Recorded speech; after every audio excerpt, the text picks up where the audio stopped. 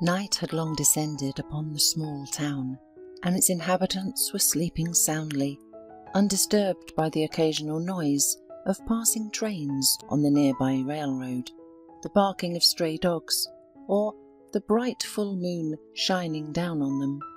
No one heard the scraping and thudding sounds coming from the outskirts of town, from the cemetery, where two men were digging up a fresh grave. Only the moon watched them with some curiosity.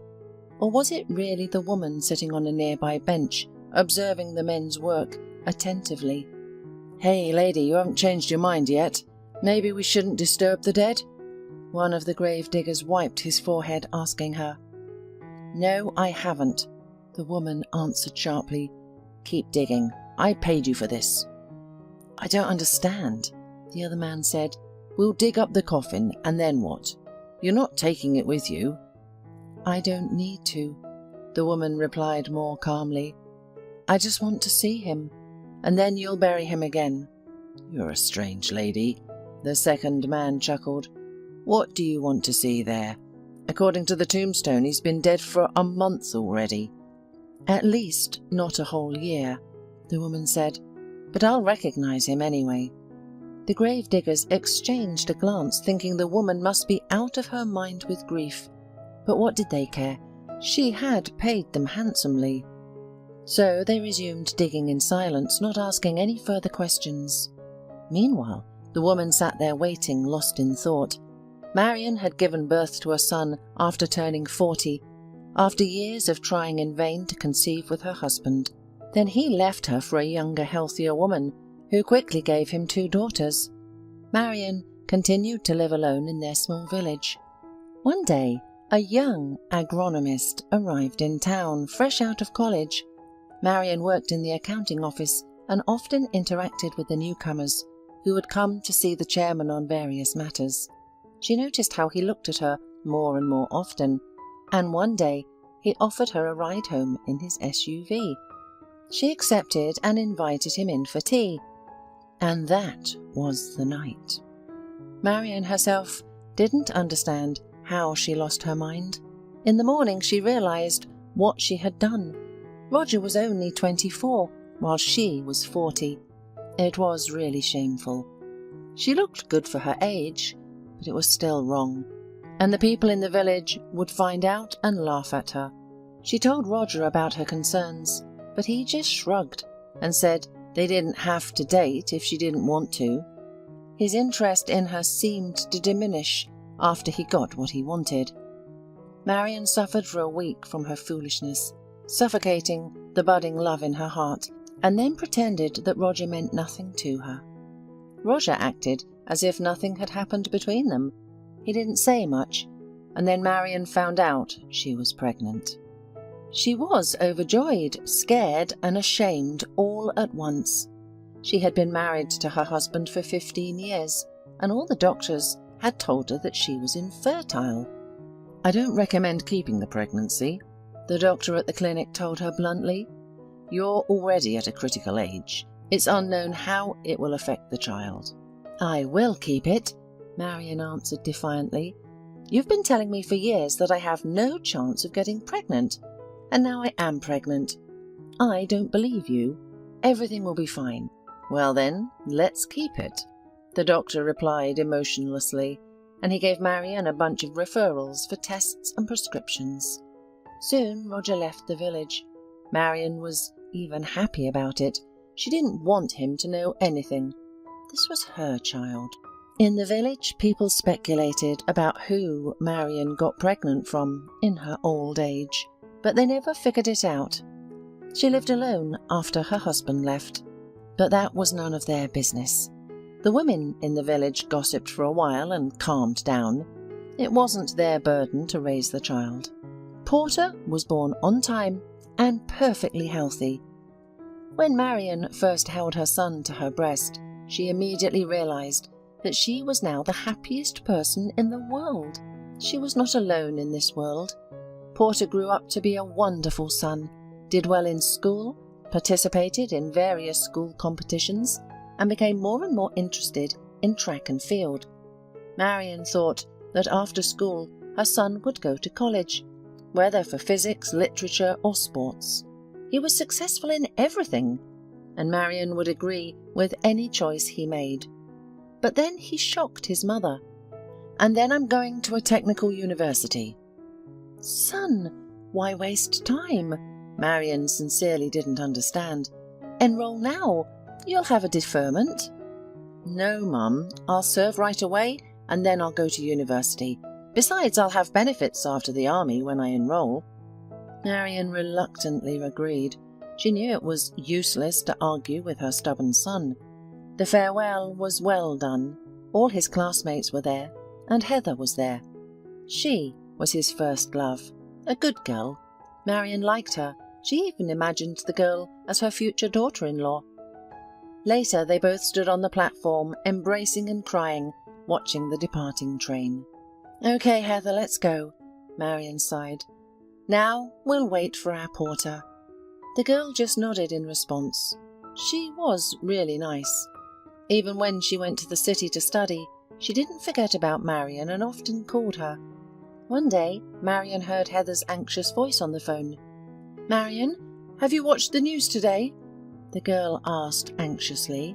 "Oh, no, Heather, I decided to re-wallpaper the kitchen today, so I've been busy since morning. I've regretted starting this job 10 times already. I haven't even had a cup of tea all day, and I haven't even turned on the TV in the living room." "Marion, there was an attack," the girl said in a trembling voice. "At the border, where Porter is serving. There was shooting there." Marion's eyes darkened. She struggled to breathe, and her head spun. The woman felt horrible. She turned off the phone and collapsed into a chair in the hallway, exhausted. After regaining her composure, she turned on the TV. The news, she heard, even somewhat calmed the woman. Yes, there was shooting, but the conscripts weren't involved. And that was already good. An hour later, Porter called. They were allowed to call sometimes. "Son, how are you there?" "Everything's fine, Mum," she heard Porter's cheerful voice, and that completely restored her emotional balance. "There are such passions in the news there." "Well, don't believe everything they show. It's just that some neighbours got worked up, but ours have already calmed them down." "Did you calm them down too?" "What are you talking about? They won't let us anywhere near there. There are contractors working there, and we just go out for training." "Training. Son, take care of yourself." "Of course, Mum." They talked a little about everything. Afterward, Marion felt uneasy again. What kind of training is it when they shoot at the border? Is her son just calming her down, or is there really nothing to worry about? A week passed. Porter didn't call once during that time, and the news from that area became more and more alarming. "Marion, how's Porter?" the woman at the store asked when Marion was passing by for bread. "He's serving," she answered shortly. "Oh, what a disaster! Porter went to serve when such a mess started," the kind-hearted woman lamented. "But, stay strong. Everything's fine." Marion waved her off, but her thoughts were only on her son. A month passed. Porter never called. Marion went to the district draft board. "Everything's normal," the military man from the draft board assured her. "If anything happened, they would have notified us. Don't worry yourself." "But why is he silent, and his phone is unreachable?" Marion asked, barely holding back tears. "Well, that's just how it is now. They're not allowed to call, and nothing will happen to your son. Only the contractors are involved in the conflict, and your Porter is a conscript. He's been serving for 8 months now, right? Soon, Mum, your son will be back home." Marion calmed down a bit. "He'll come back. It's just how things are now." And then, after a month, she suddenly received a call from the draft board, asking her to come urgently. She rushed to the building of the draft board right away. There was no time to wait for the regular bus. She arrived during the lunch break. All the offices were closed, and only a girl in her 20s was sitting in the reception area. "Wait," she said. The management will be back from lunch soon, and they'll tell you everything." "What happened there?" Marion asked anxiously.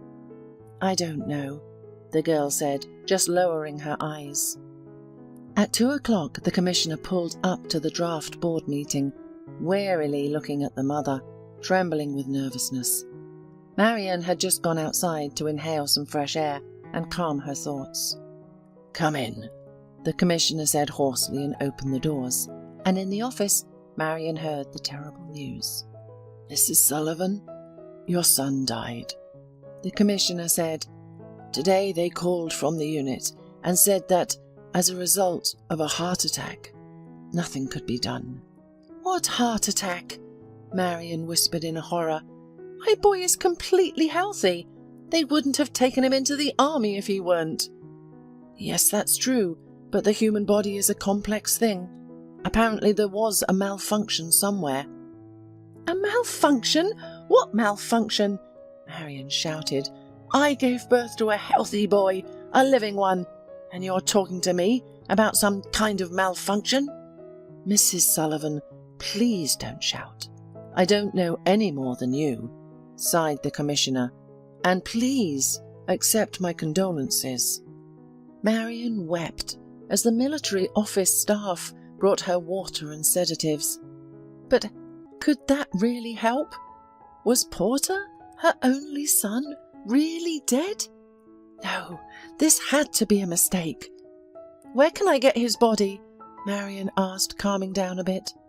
"The thing is, Porter has already been buried. There at the town cemetery where he served," the commissioner answered, avoiding eye contact. Honestly, he couldn't understand why everything had happened this way, but he was told to deal with it. There's always someone higher up. "Is that right?" Marion couldn't believe it. "They're supposed to return my son to me." "In special circumstances, this can't happen. You know that it's not peaceful in those areas right now. Apparently there are many difficulties with sending the body, so they buried him there," the commissioner explained. "The documents will be delivered in a few days. They will bring them to you." Marion left the office trembling. She wouldn't hear anything new here, and her son was gone. They didn't even let her say goodbye to his body. The documents. What did she need them for? The whole village seemed to freeze upon hearing of the tragedy. Porter, their lively, kind and cheerful boy, was dead. How terrifying it was. It's so hard for a mother to go through this. They pitied Marion. What a terrible thing had happened to this woman, who had lived her whole life for her son.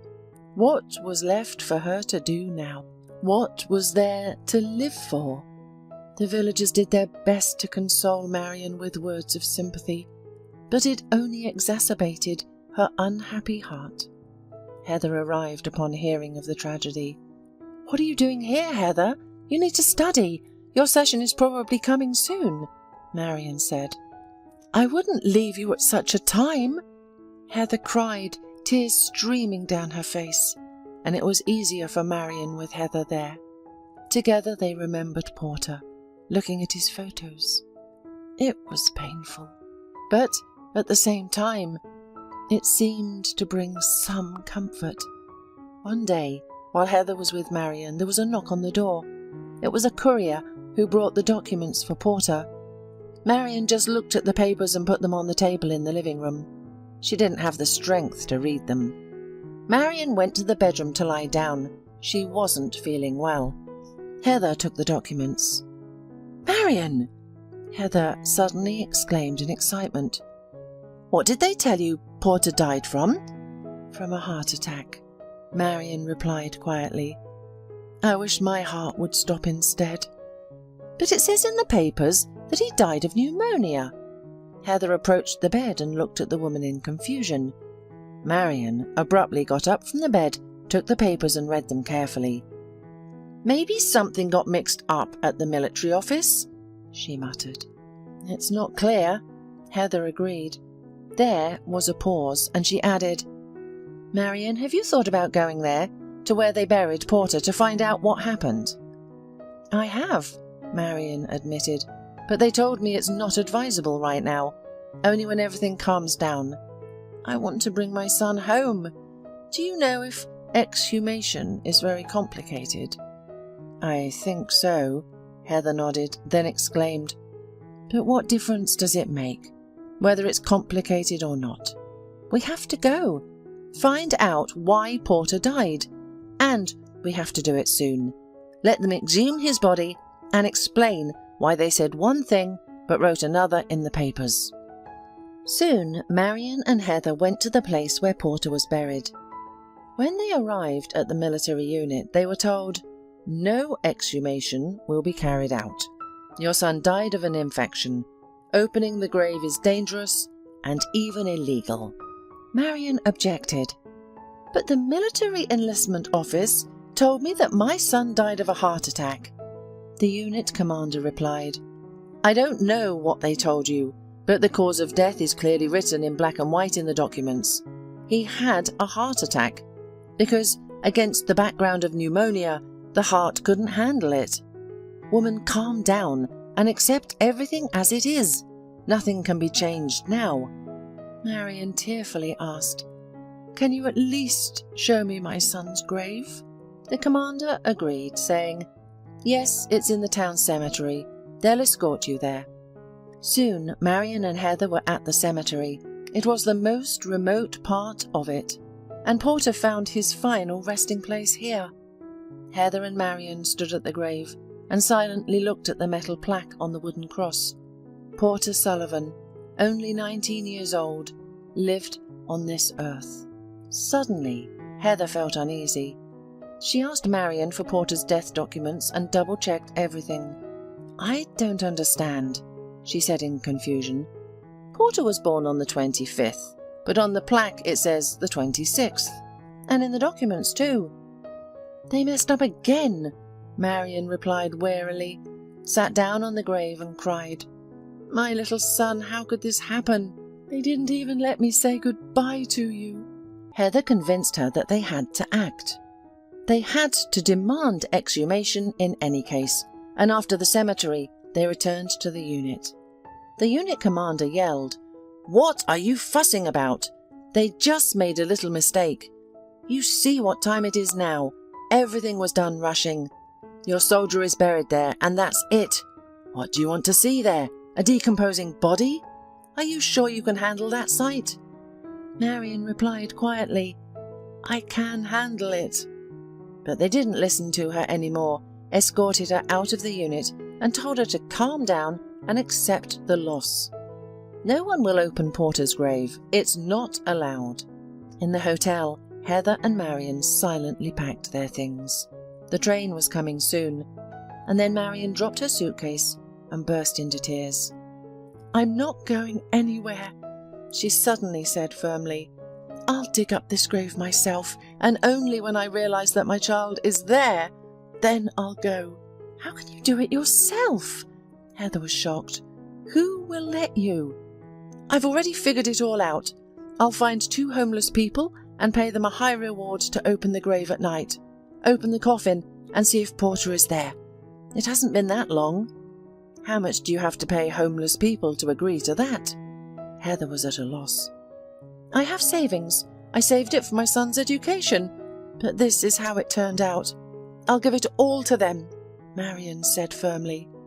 "And what about the infection?" Heather asked. "Heather, this disease probably has been among us for a long time. It won't be any worse in the coffin." "Maybe you're right. But there's a guard at the cemetery. He'll notice when they start digging up the grave." Heather looked worried. "This is where you'll help me. We'll buy him some drinks. You'll treat him well, distract him." "You've thought of everything," Heather said with a sad smile.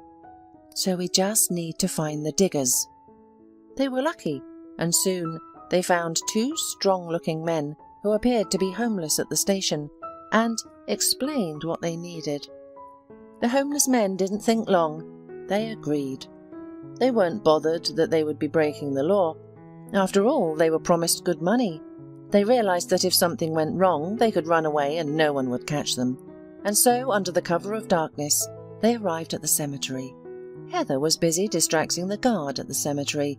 He was happy that a young girl had come to chat with him, as he was used to only seeing graves and sad people.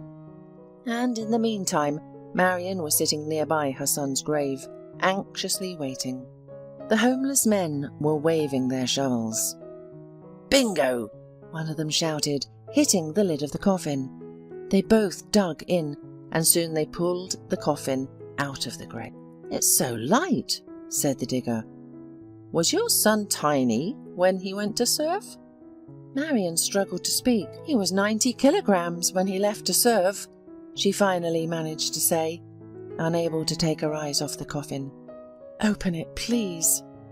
The men hooked the lid, and with a loud noise the coffin opened. All three of them looked inside and gasped. The moon was shining desperately, so everything was perfectly visible. The coffin was empty. "Where's the deceased?" one of the homeless men finally said. "He ran away." The second one smirked and looked at Marion, saying, "Well, Mother, should we bury it?" "No way!" Marion screamed as if waking up. "Leave everything as it is. You go. Go away from here. Thank you."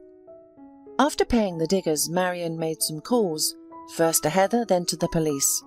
When the police arrived at the cemetery, she explained what she was doing there, incoherently. Of course, the police officers couldn't believe that 2 women had dug up the grave and pulled out the coffin themselves, but they turned a blind eye to that. Everyone was interested in something else. Where was the body?